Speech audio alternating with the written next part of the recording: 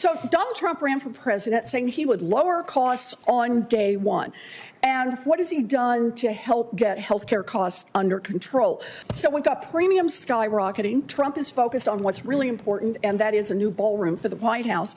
How much more will families with ACA coverage have to pay in premiums next year, on average? Premiums on average will about double. So premiums are going to double. Can you put a dollar figure, say, for a 60-year-old couple making $85,000? I think that's been one of the ones we've talked about a lot. Yeah, I mean, on average, the premiums will increase by about $1,000. The number I've seen is $24,000 in additional costs for a 60-year-old couple making $85,000 a year. Is that about right? Families are struggling right now, and they need help right now. And Donald Trump may be absorbed on having bulldozers tear down the East Wing and put up a new ballroom. Thank you, Mr. Chairman.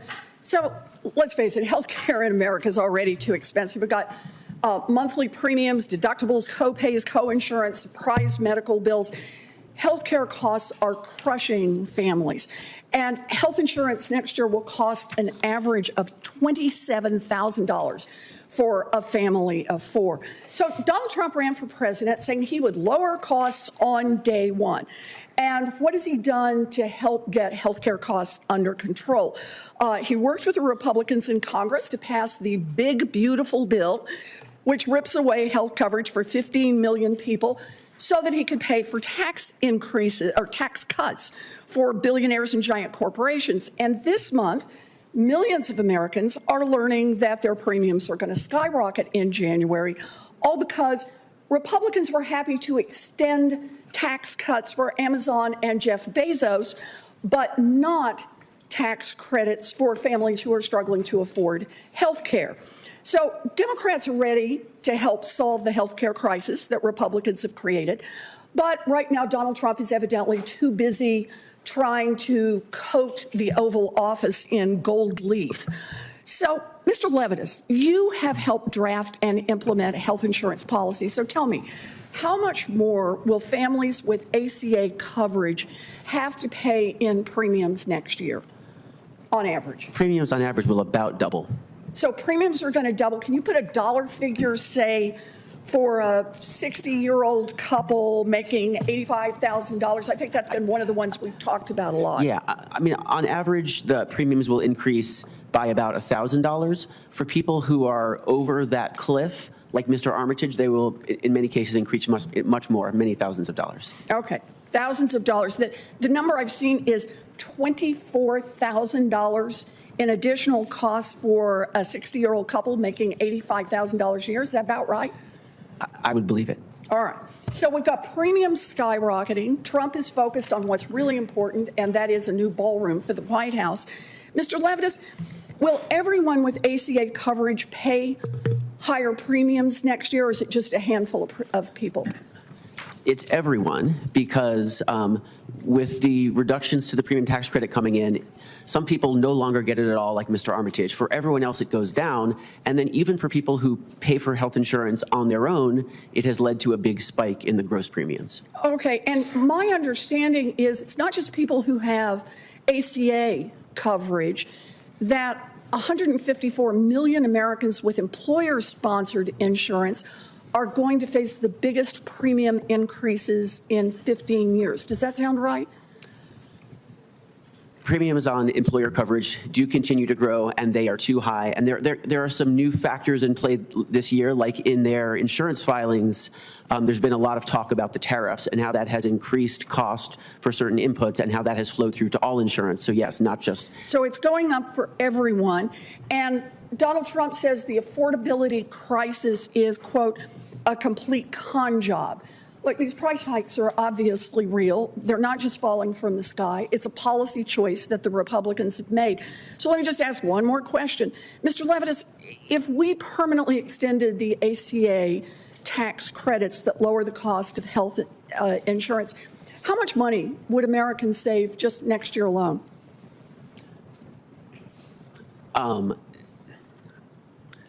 So I believe it's approximately $25 or $30 billion. Jeez. But that's in premiums. But you would need to think about also like people who now have health insurance who otherwise are going to have crushing costs. So it's think it's even bigger than that. So it's even bigger than that. So it would cost us about $23 billion to be able to extend this help to American families. Donald Trump could round up $40 billion for Argentina, but he can't round up about half that much for American families who are struggling to pay for health care. Look, I think our health care system is broken. I think it's badly broken. And if the Republicans want to get serious about lowering costs and taking on corporate greed, count me in.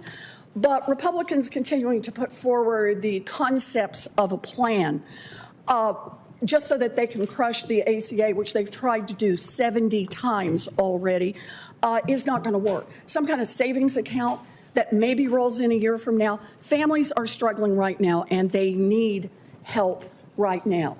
And Donald Trump may be absorbed on having bulldozers tear down the East Wing and put up a new ballroom, but American families are facing real cost increases, and it's time for Congress to respond. Thank you, Mr. Chairman. Senator Elizabeth Warren delivers a moment in this hearing that deserves to be slowed down, studied, and understood for what it really is: a warning sign for the direction of healthcare in America and a reality check on the decisions being made at the highest levels of government. She begins by grounding us in something millions of families feel every single month: the sheer weight of healthcare costs in this country. It's not a vague concept. It's not theoretical. It's bills piling up on kitchen tables, prescriptions being cut in half, families praying they don't get sick. Warren puts her finger right on that pressure point when she lists the premiums, deductibles, copays, and all the hidden costs that people don't see until the bill arrives. It's a reminder that healthcare in America doesn't just demand your attention. It demands your income, your time, your energy, your peace of mind. Then she hits viewers with a number so staggering that it almost sounds unreal: $27,000 a year. That's the average cost of health insurance for a family of 4 next year. 27. As Warren speaks, you can almost feel households across the country mentally calculating how much of their annual earnings that consumes. And she's right, it's crushing families. From there, Warren makes a move that not many politicians do well. She shifts from describing the problem to explaining how we landed here in the first place. She reminds us that Donald Trump ran for president promising to lower healthcare costs on day one. But instead of making healthcare more affordable, he partnered with congressional Republicans to push a bill that would rip health coverage away from 15 million people. Not to reduce the deficit, not to expand coverage, but to make room for tax cuts for billionaires and giant corporations. It's a direct transfer of resources from those who need healthcare to those who already have more money than they could spend in a lifetime. This is where Warren is at her sharpest. She doesn't just criticize, she connects cause and effect. Millions of families are now getting notices that their premiums will skyrocket next year. That is not a market failure. That is not an accident. It is a policy choice. One Republicans were happy to make because they valued tax cuts for the wealthiest Americans over affordable health coverage for working families. That's the line Warren draws, and it's a powerful one. Then she exposes the contrast, and this is where the commentary becomes not just factual, but striking. While families brace for premium hikes, Donald Trump appears more focused on turning the Oval Office into a gold-plated palace and adding a new White House ballroom. Warren doesn't need to exaggerate. The absurdity speaks for itself. Americans are paying more for basic health care, while a former president prioritizes luxury renovations. When Warren brings in the health policy expert, the conversation shifts from political conflict to cold, hard arithmetic. Premiums are projected to double. Not for a fringe group, not for a handful of unlucky individuals, for everyone. And she zooms in on a 60-year-old couple earning $85,000 a year. Under Republican policy changes, their costs could rise by $24,000. That is the kind of increase that can financially destabilize a family overnight. Imagine working your entire life, planning for retirement, budgeting carefully, and suddenly being hit with an unexpected $24,000 bill. Warren forces the country to sit with that reality.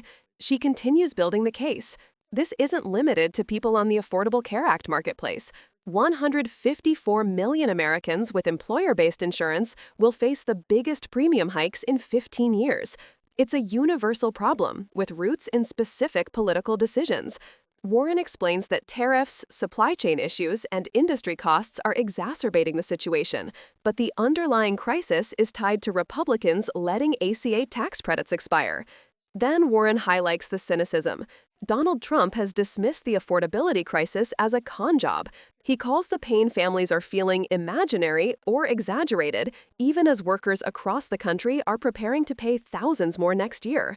Again, Warren doesn't need to editorialize. When she exposes the facts, the disconnect becomes self-evident. And finally, she brings the solution right to the table. Extending ACA tax credits would save Americans tens of billions of dollars next year alone. She notes that Trump could find $40 billion for Argentina, but can't produce half that amount to help American families afford health care. That contrast is devastating because it reveals priorities in the clearest possible way. Warren closes by reminding us that the healthcare system is broken. It needs real reform. But Republicans aren't offering solutions.